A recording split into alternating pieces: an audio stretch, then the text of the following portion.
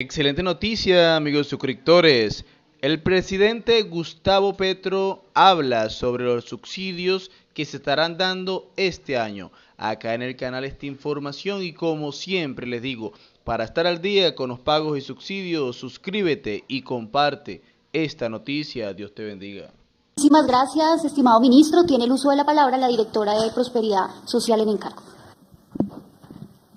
Gracias, directora. Presidente, buenas noches. Buenas noches a todas las personas que aún nos siguen en las transmisiones. Veo que tenemos en YouTube más de 2.3, más de 2.000 seguidores. Presidente, Prosperidad Social, en el marco de la implementación del programa Hambre Cero, es la 83, por favor.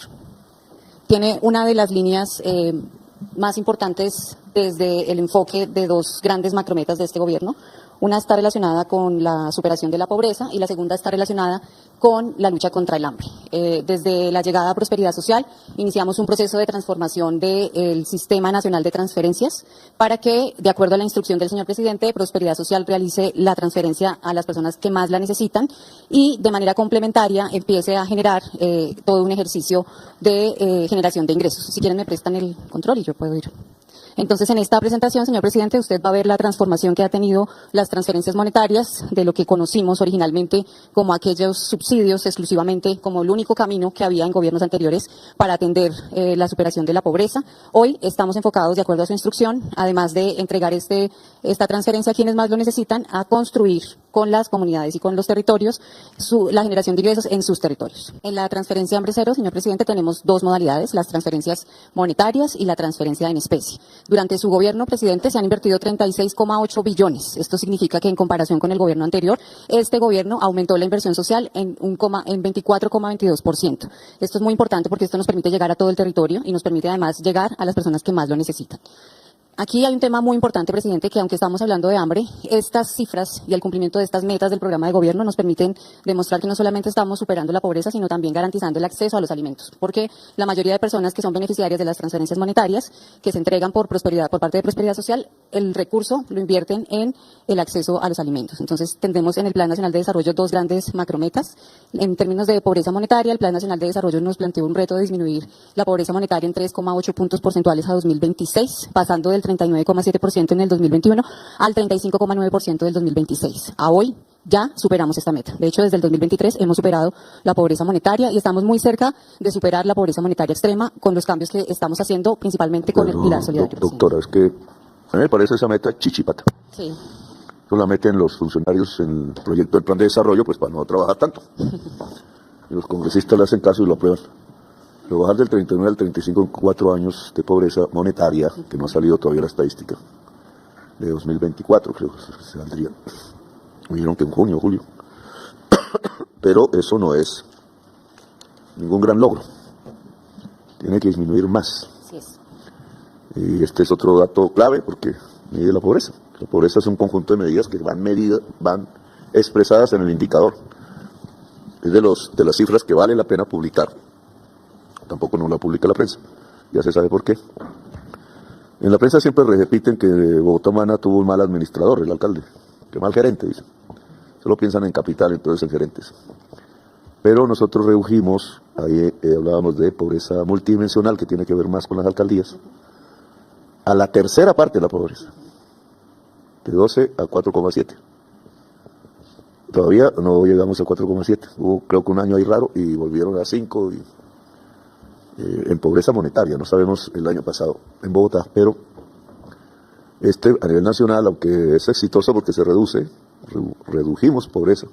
Y esto sí es un indicador de gobierno nacional, no tiene que ver con pavimentación de calles ni nada de eso. Esto tiene que ver con la economía. Entonces, la economía obviamente al crecer la tasa de ocupación, pues implica una disminución automática de la pobreza. Y lo vemos ahí. Entonces, pero tiene que ser más profundo. Eso es un punto, no me gusta que se ponga esto porque la meta del plan de desarrollo es chichipata y con eso no nos conformamos, sobre todo en un tema como este. Obviamente de la economía depende que caiga más. Eso es complejo, que la economía cambie por un estornudo. No sabemos el futuro así con exactitud. Aquí nos han querido ahogar el presupuesto para que no hagamos los programas. Son programas dedicados a acabar el hambre y a que las tasas de mortalidad disminuyan. Entonces, pues por ahora les vamos ganando. Pero hubiera podido ser más profundo si la oposición deja de sabotear y piensa más en el interés general, porque hay temas en donde un gobierno se puede unir con su oposición si los que ganan son todos y todas las colombianas. Aquí esta oposición ha sido un posible tema político. Con tal de acabar a Petro, eso es todo. Se pueden tirar incluso la vida a los colombianos. Y el hundimiento de la ley de financiación fue un ejemplo. Aunque el culpable del déficit no es el Congreso. El culpable del déficit es en el Ministerio de Hacienda por trasladar recursos del presupuesto a saldar el subsidio a la gasolina. Entonces aquí tenemos que ponernos en la discusión, es lo que está en el DPS del subsidio. También en la imagen popular han hecho creer que el subsidio se lo inventó la izquierda. Es garrafal ignorancia. Las izquierdas cuando estuvieron en el poder hicieron que todo el pueblo trabajara, a veces en exceso. Ahí sí hay una crítica. El estajanovismo de Stalin, que pudo llevar a la esclavitud al trabajador. Pero no al contrario, no es que entonces hace que la sociedad no trabaje, eso es carreta. Y carreta de la grande. Lo que pasa es que no hay que confundir socialismo o progresismo con vivir del petróleo, que es diferente. Y hay sociedades que viven del petróleo y eso es una renta, son sociedades rentísticas. Así quisieron convertir a Colombia, pero el tiempo histórico no les dio. Entre más vivir de la renta, menos trabajo, como teníamos altas tasas de desocupación laboral, y yo creo que más pobreza. Algunos sean como Emiratos Árabes Unidos que conocemos, la sede donde está la Junta del Narcotráfico, y yo creo que ya salió corriendo de ahí porque eso queda al frente de Irán. Entonces los narcos sí que los dueños del narcotráfico sí que le tienen miedo, ¿saben? Y entonces deben ir cogiendo por ahí para Turquía, me temo. El que me quiere matar va para Turquía. Después les cuento eso. Más cerca de Albania y más cerca de Italia, que son sus socios, no los italianos en general. Yo tengo ancestros italianos. El italiano es trabajador, pero hay mafia. La mafia crece cuando no hay mercado o cuando no hay Estado. Bueno, pero vamos a este tema. A usted le pedimos, porque el DPS, que era antes de otro nombre, Consejería para la Paz, creo que llamaba, o el Plan Nacional de Rehabilitación, se llamó, siempre ha funcionado aquí cerca de la presidencia. Entonces se dedicó a subsidios. El subsidio se lo inventó el neoliberalismo. Porque el neoliberalismo teórico sabe que la libertad de mercado absoluta pues, solo entre los que pueden pagar. Y queda un poco de gente que no puede pagar, entonces a ellos los subsidian. Para que vayan a comprar también. Entonces es un subsidio de dinero público para enriquecer gente rica. Pero el pobre es un intermediario. Estoy convencido que el subsidio de vivienda, por ejemplo, lo que hace es aumentar el precio de la vivienda. Que el man sabe más de eso. La renta de la tierra la paga el usuario de la vivienda. Entonces le ponen un precio más alto a la vivienda de lo que es. Y el subsidio se lo chupa el constructor. Tema del Ministerio de Vivienda, porque por eso hablamos de priorizar mejoramiento de vivienda, que el usuario sea beneficiario por lo menos de esa transferencia. Lo mismo pasa con el subsidio de energía eléctrica. Billonadas que gastamos. Pero eso es un subsidio monetario, Ministerio de Minas, casi todo el presupuesto del Ministerio de Minas, que va a las empresas. Estamos subsidiando en las empresas. Vaya a saber el costo de energía si yo vuelvo al debate, que no hemos podido con la CREC.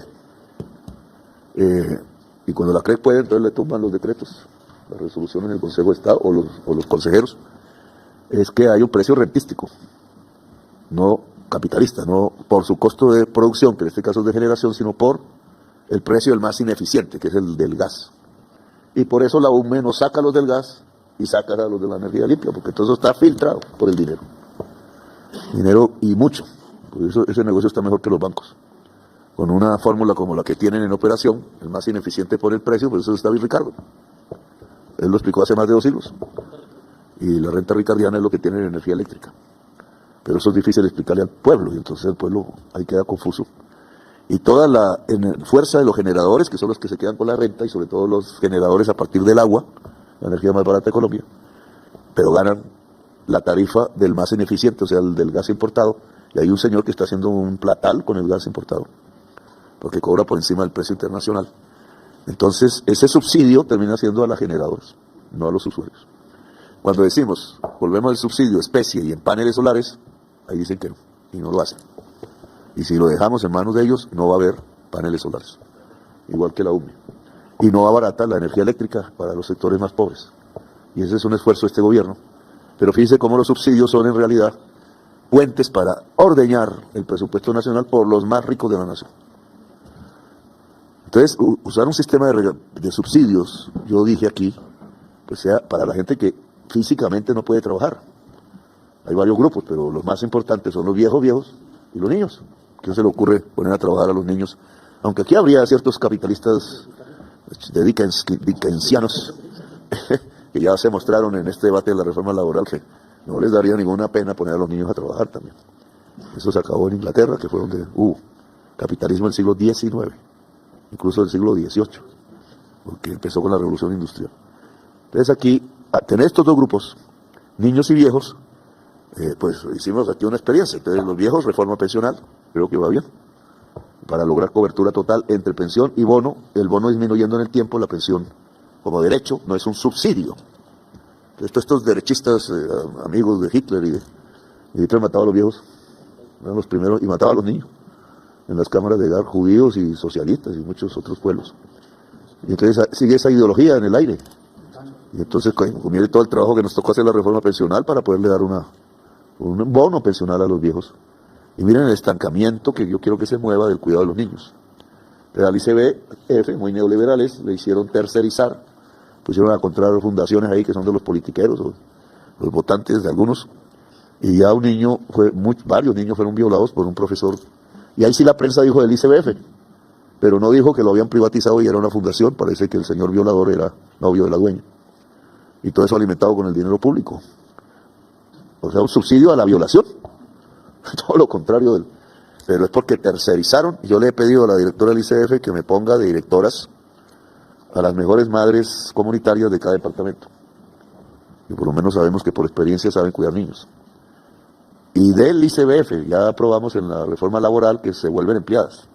Entonces es una bonita tarea. Entonces eso no se llama subsidio, se llama derecho de la niñez a ser cuidada con amor, punto.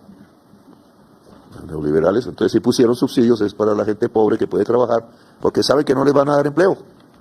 Y no les van a dar empleo porque el mercado no puede darles, porque el capitalismo es raquítico en Colombia, por estar ahí arrodillados a los rentistas de los bancos y de la tierra y de otros, narcotráfico, algunos.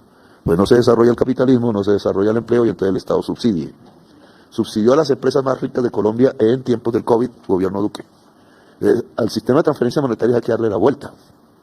Viejos, niños, los niños los cuida la mamá, entonces dijimos, las mamás solas, por diferentes razones, de menores, pues terminan en unas situaciones de aprieto. Buena parte de la prostitución bogotana en las calles y discotecas es simplemente de mamás jóvenes que quieren alimentar a sus hijos y no encuentran quien les dé la mano. Entonces ahí el subsidio que llaman renta ciudadana, mal puesto el nombre, es a las mamás, pero en el fondo sabiendo que la mamá, la mayoría lo que hacen es cuidar hijos, pues es una transferencia al niño porque el niño tiene derecho a existir por naturaleza humana. Ahí no son subsidios, son derechos, es el pago del gobierno a un derecho, en viejos y en niños. En lo otro, lo que yo te digo, Germán, es que sean sujetos de capital, es decir, crédito, para que trabajen. La mayoría puede trabajar en el campo y en la ciudad. Entonces eso no es subsidio, es crédito, pero el DPS tiene que abandonar la práctica de la transferencia desde Bogotá, no conoce a la persona, por ahí roban un poco de plata, y entrar a la práctica de organización territorial física de la población beneficiada, sobre todo familias en acción, para recibir crédito asociativo, que lo tiene que recibir es del grupo bicentenario, que anda quedado en eso, como ya dije. Entonces sigue. Claro, porque es a una persona, es el fracaso de Santos en sustitución de cultivos. Entonces también se imaginó, muy neoliberal en eso, que entonces sustituir cultivos era transferirles de Bogotá una plata a una persona. ¿Y qué campesino va a sustituir su cultivo en medio de un mar de hoja de coca y con 300 hombres armados que matan al que se oponga al negocio? Así es. Por eso fracasó. Digo que no lo incentivó, pero entonces allí de nuevo, ahí el crédito es para el territorio. Ya lo vamos a ver. ¿Cierto? Si tenemos éxito en eso, disminuimos la violencia en Colombia. Estamos hablando ahora en el Consejo de Paz sobre el MICAI. Bueno, pero esa es otra discusión, sí. Señor presidente, tiene una pequeña intervención la ministra de Comercio y continúa la directora del DPS. Gracias, doctora Angie. Presidente, para hacer alusión precisamente al problema que usted estaba planteando frente al tratamiento y la transformación de ciertos insumos o materias primas en el caso del sector lechero, de acuerdo a su instrucción, ya estamos trabajando en un modelo de acopio transporte, refrigeración y transformación de la leche, incluso contemplando la posibilidad, y ya con buenos avances, en la pulverización de esta, presidente. De tal manera que podamos garantizar que 1.100 millones de litros de leche que se pierden anuales puedan ser utilizados y transformados y comercializados incluso como una herramienta para combatir el hambre, presidente. Entonces, quería como hacer esa acotación, también mencionando que, de acuerdo al proyecto del corredor férreo y al régimen franco-ferroviario, estamos contemplando la posibilidad de articular esfuerzos para garantizar ese tratamiento de la leche y lograr transformarla y pulverizarla, ya que esta pues garantiza, digamos, una vida útil mucho más larga, presidente. Así también lo vamos a hacer con ciertos productos agrícolas. Muchas Esa es la gracias, acotación. Señora ministra, continúa la directora del DPS y se prepara la directora del ICBF. Gracias, Angie. Perfecto. Presidente, solo para contextualizar lo que usted acaba de expresar en relación con las jefas de hogar, es importante que el país sepa que cuando se trata de hogares con jefatura femenina, la pobreza extrema aumenta en un 13,9%, y cuando se trata de pobreza monetaria aumenta en un 37,7%. Y si vamos aún más a lo que señalaba el presidente hace un momento en relación con los hijos, cuando hay más de 3 niños en el hogar con jefatura femenina, por eso la transferencia es tan importante en este momento, la transferencia de cuidado, es porque cuando hay más de 3 niños, la pobreza monetaria puede llegar hasta el 97,3%. Es absolutamente elevado en el caso de las mujeres, y por eso la decisión que usted tomó y nos dio como instrucción de dejar exclusivamente esta transferencia para las mujeres es porque esto se ve reflejado en los niños. También encontramos que cuando se le pregunta a las mujeres qué hacen con la transferencia, en qué se gastan la transferencia, el 82% de los hogares señalan que lo hacen en la compra de alimentos. Y hay un tema muy importante, presidente, y es que el 52% de esa transferencia se consume en las tiendas de barrio. Esto, además de fortalecer, digamos, el hogar, la transferencia monetaria, fortalece también la economía local en los barrios y fortalece la economía popular, porque las mujeres, esa plata que llega de la transferencia, la consumen allí. Vamos a ver un poco, presidente, de acuerdo a su instrucción, cómo ha sido la ejecución de esta transferencia durante su gobierno. En el periodo de gobierno, se han atendido 3 millones de hogares, es decir, 15,2 billones. De estos, 779.000 hogares son con jefatura femenina, con niños menores de 6 años y con personas con discapacidad. En total, de toda la transferencia de cuidado, 1,2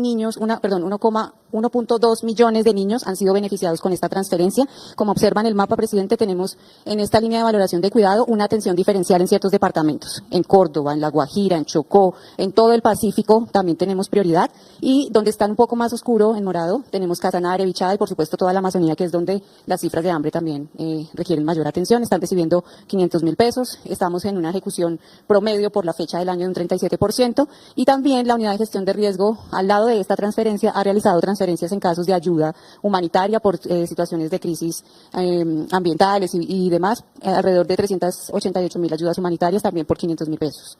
Ya lo ha dicho usted, señor presidente, en la actualidad estamos atendiendo 1,7 millones de personas mayores. Con el Pilar Solidario vamos a llegar a los 3.100.000, y lo más importante es que vamos a estabilizar, vamos a incrementar esta transferencia para las personas mayores en 230.000 pesos, como lo vimos en el pasado Consejo de Ministros de la Reforma Pensional.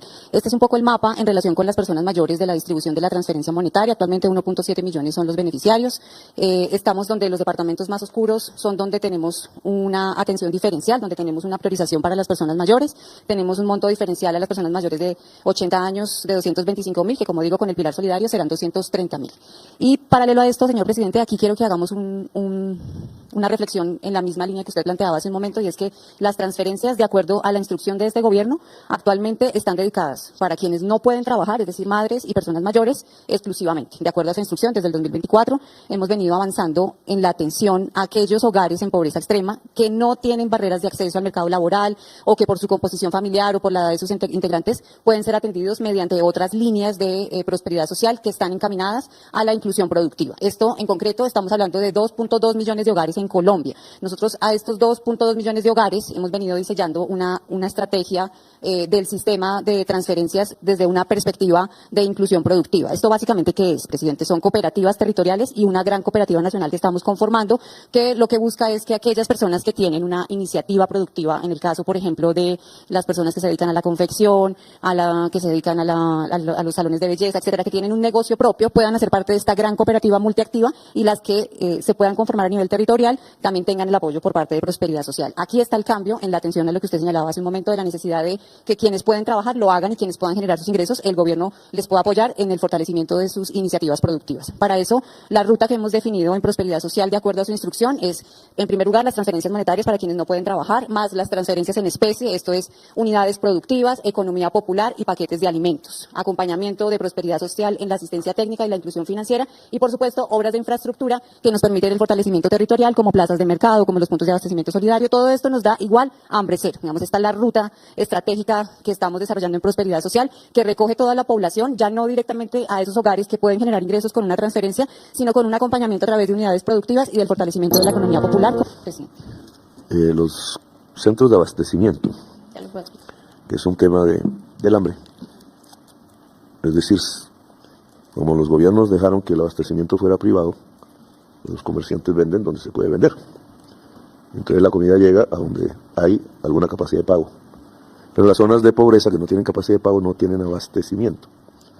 Cuando acabaron con el IDEMA, acabaron con un buen programa, que se llenó de corrupción, pero las medidas son otras.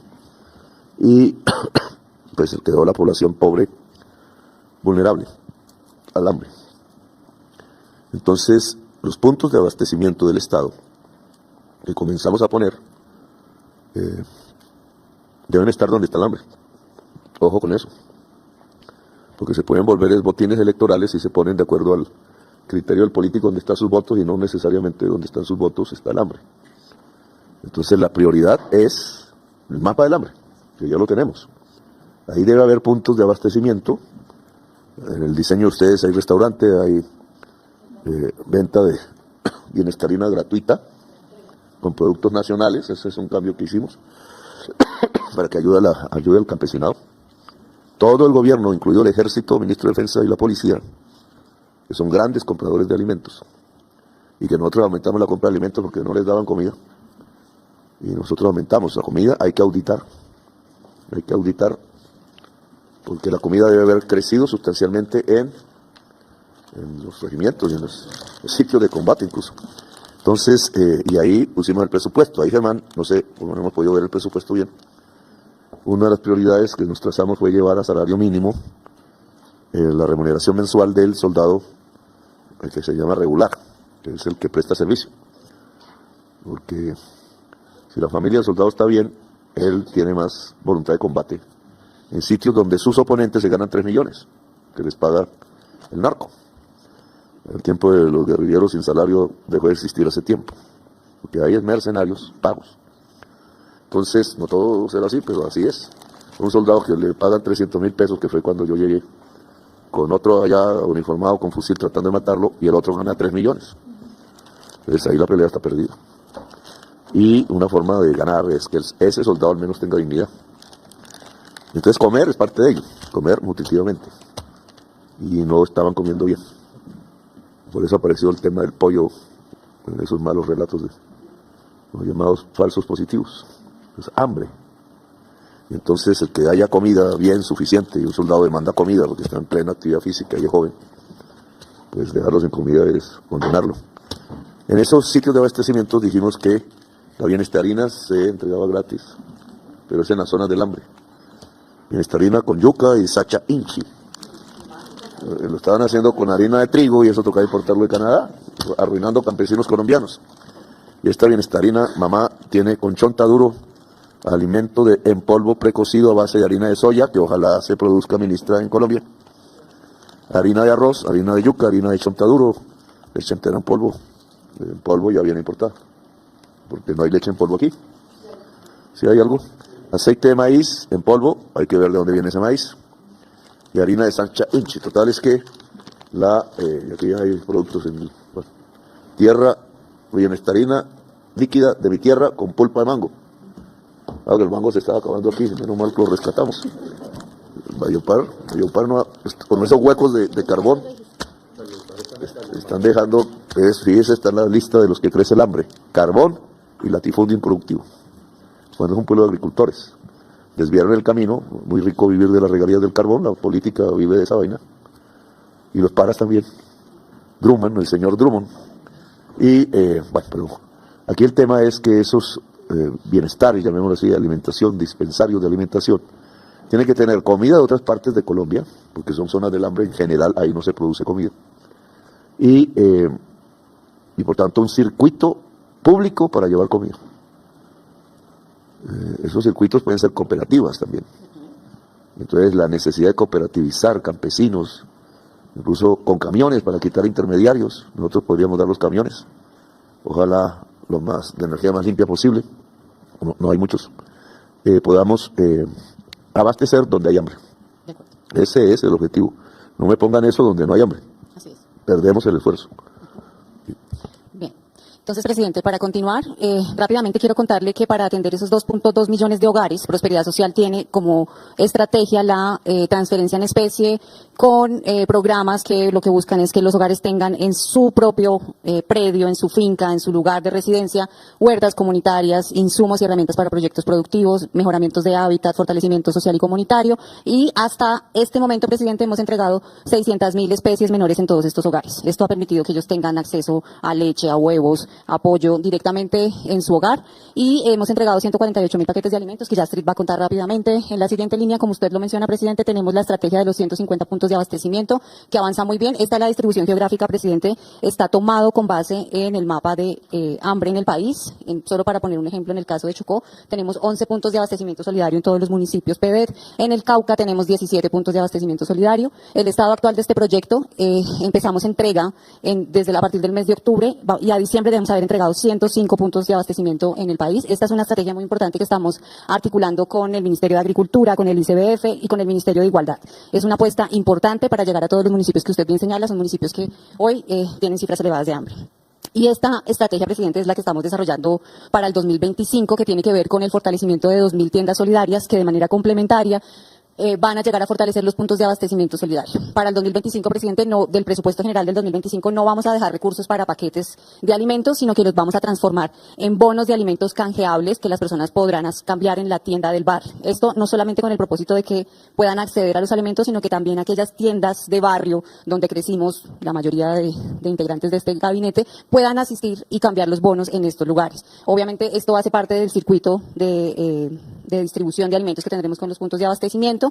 Vamos a sacar 25.000 bonos alimentarios, todo va a ser con obviamente acceso a alimentos con precios bajos, y va a complementarse de esa manera la economía popular en estos territorios. En relación, presidente, con los créditos, creo que ya no alcanzamos a ver este video, no sé si lo alcanzamos a ver, presidente, sí, lo ponemos. En cada rincón del país, desde talleres hasta plazas de mercado, hay colombianos que impulsan la economía. Son panaderas, agricultores, costureras, recicladores, personas que sin vitrinas ni respaldo bancario sacan adelante sus negocios. A eso le llamamos economía popular. Desde Prosperidad Social sabemos que el crédito no puede seguir siendo un privilegio. Por eso nació Economía Popular contra el gota a gota, créditos asociativos. Una iniciativa con créditos justos, acompañamiento, garantías y tasas bajas para quienes se unen en asociaciones o cooperativas.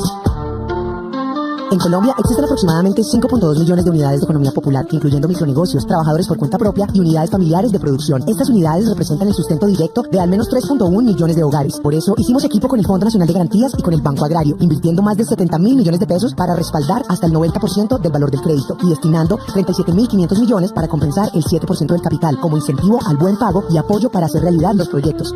Queremos que quienes hoy no tienen acceso al crédito, mañana sí lo logren, porque la inclusión financiera es justicia social, es confiar en quienes mueven el país. Gracias por caminar con nosotros hacia una Colombia más justa. En cada Presidente, es la estrategia del fortalecimiento de la economía popular como transferencia en especie.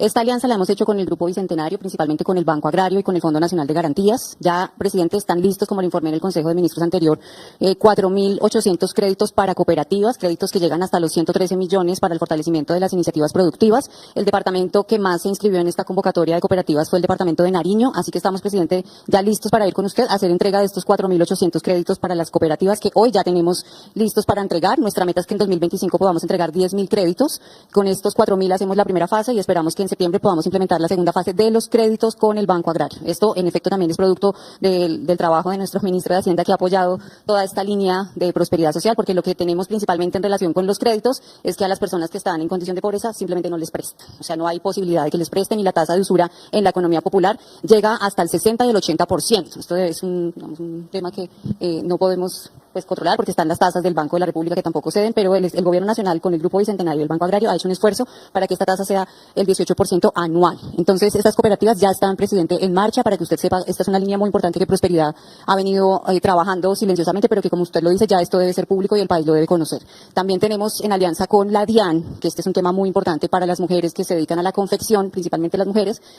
Nosotros abrimos hace 15 días una convocatoria y durante 15 días, presidente, se inscribieron 8.000 cooperativas de confeccionistas en todo el país. Nuestra meta es entregar, en alianza en este caso con el Ministerio de Defensa, que ya lo hablamos, con las fuerzas militares en todo el territorio nacional, las telas que han sido inmovilizadas por la DIAN, presidente. Son telas que pueden llegar hasta los 100.000 millones de pesos digamos, lo que cuestan estas telas, y esta distribución la va a hacer Prosperidad Social, Expo Artesanías. Soy ministra de Comercio, que debe llamarse ministra de Industria. En el comercio no se genera riqueza, se genera en la industria. El comerciante lo que recibe es una parte del valor producido por su servicio de venderlo. Y cada vez necesitan que eso tienda a un tiempo cero, porque entonces aumenta la ganancia. Y ahí el Internet y las ventas por Internet. Nosotros estuvimos en la tarima de Medellín, que se volvió muy famosa, no porque llenamos la plaza, ni por nuestras propuestas, porque se dedican a tirar, ¿cómo se llama eso? Bueno, rayos, lo que sea. Hasta la defensora del pueblo. Que no se da cuenta que poner a esos señores que están presos a hablar delante del pueblo, que fue víctima de ellos, hablan de restauración. Entonces aquí nosotros perdimos el año, porque la ley, yo le iba a decir fiscal, el ministro de Justicia, la ley última que creo que yo no he firmado todavía, hay que ver, sí, ya lo firmé, de justicia restaurativa, es precisamente que un delincuente, incluso antes de entrar a la cárcel, restaure a la víctima y cuente la verdad y restauración. Eso lo venimos repitiendo desde el Congreso de la República hasta con Benedetti, que era uribista, cuando el tema del proceso de paz con los paras. Entonces, cuando me saludé con Mancuso delante de la población campesina de Tierra Alta, entonces terrible los que negociaron con él matar campesinos. No cuando él decide restaurar y decir la verdad, pero como tanta miedo le tiene a la verdad, entonces el pecado está ahí. Por eso le prohibieron a los paras ir a la JEP. Cuando estuvieron en el Congreso era que habían hecho negocios con ellos de votos. Eso fue mis debates. 35% del Senado terminó en la cárcel, los mismos que aplaudían a los paras en el Congreso de la República. Eso fue en la Cámara, creo. En la Cámara, yo estuve ahí, eché un discurso y dije, ¿qué me van a fregar? Pero terminamos acertando. Los paras tienen que decir la verdad. No nos interesa el castigo, nos interesa que digan la verdad y restauren a la víctima. La Corte Constitucional después nos dio la razón, pero ahí mismo los extraditaron. O sea, el miedo fue que fueran a declarar la verdad.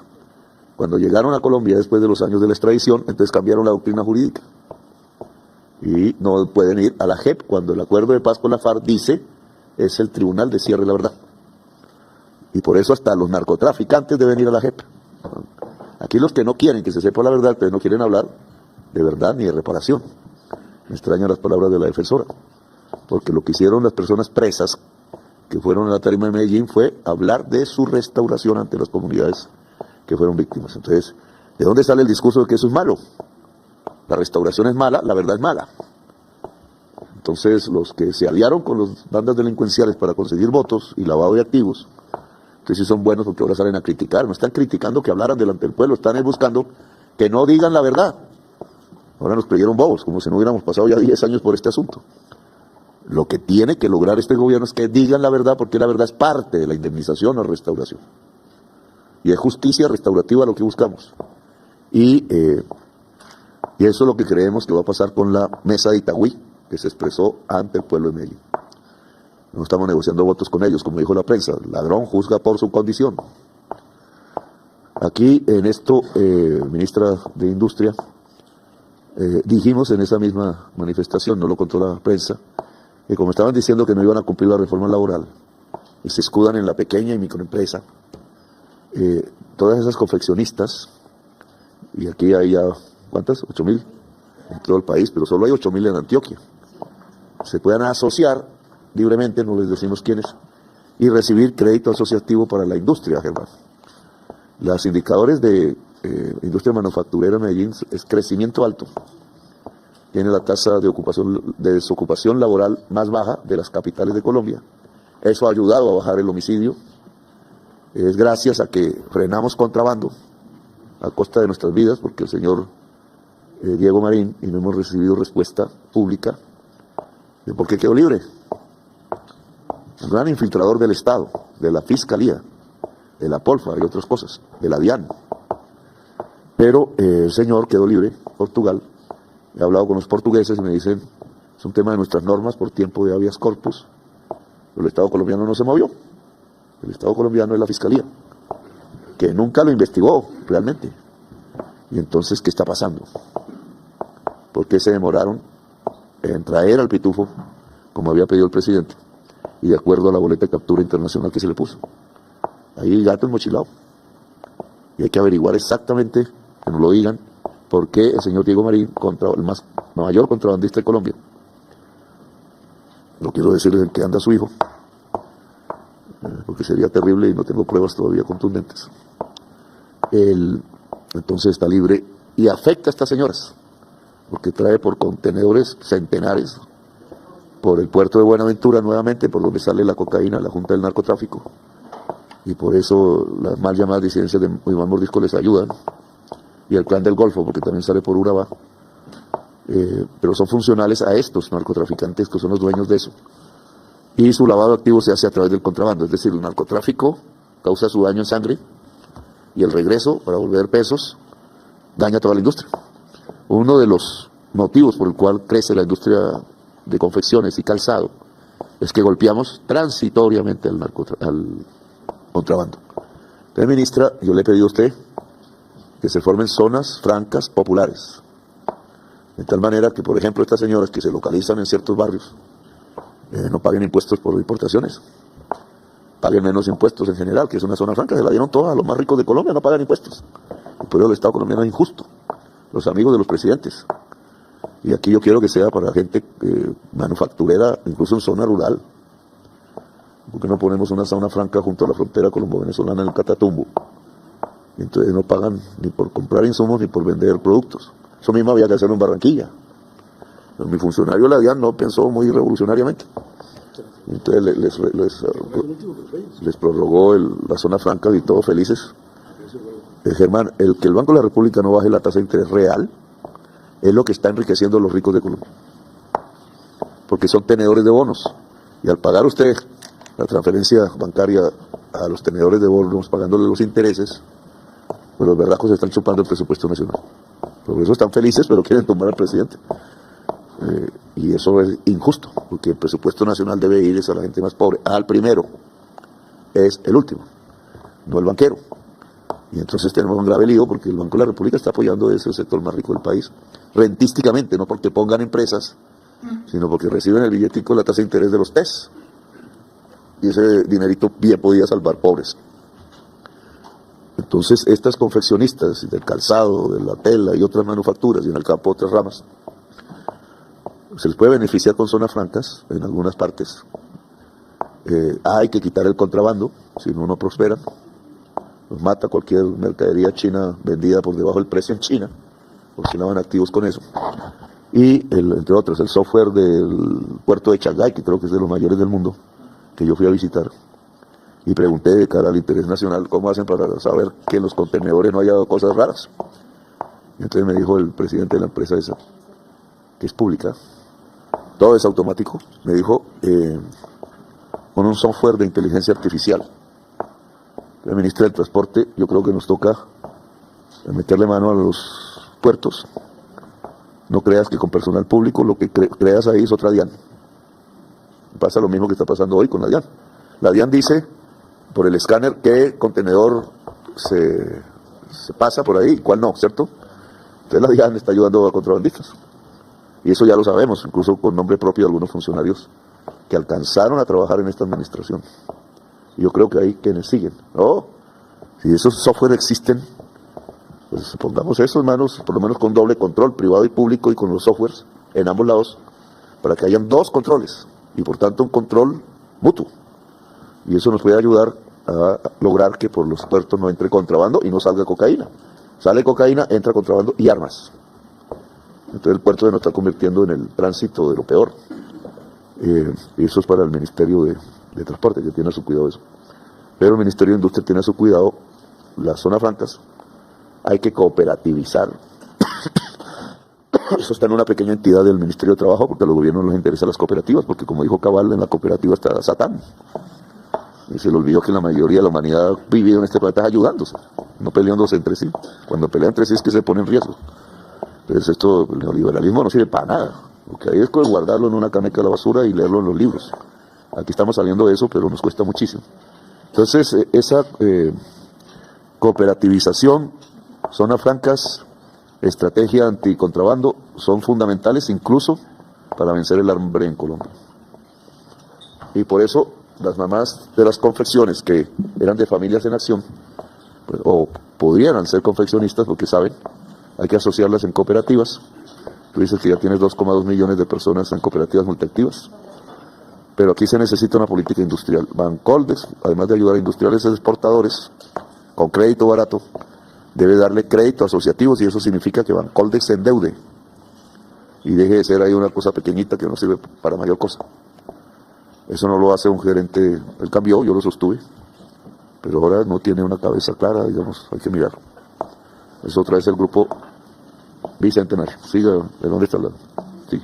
Presidente, entonces para culminar, con esta estrategia de economía popular cerramos la segunda modalidad de transferencia en especie. Entonces, un poco para resumir, las dos modalidades que hoy tenemos en marcha, de acuerdo con la instrucción que usted nos ha dado, presidente, es la transferencia monetaria para las personas mayores, para las mujeres, y toda la actividad productiva para la generación de ingresos, que hoy tiene como principal componente la asociatividad a través de cooperativas. Esto ya está en marcha. Prosperidad Social también se transformó, presidente, para poder, nos costó un poco más de casi un año transformar internamente la entidad para poder implementar todas estas líneas que hoy le estamos presentando a usted, presidente, y al país, pero finalmente ya estamos en marcha en esta iniciativa de generación de ingresos. Y pues por supuesto, presidente, tengo que reconocer todo el trabajo también que han hecho los funcionarios y las funcionarias de Prosperidad Social en tratar de modificar esta lógica que usted bien denomina neoliberal de exclusividad en las transferencias, que ya explicó hace un momento, y en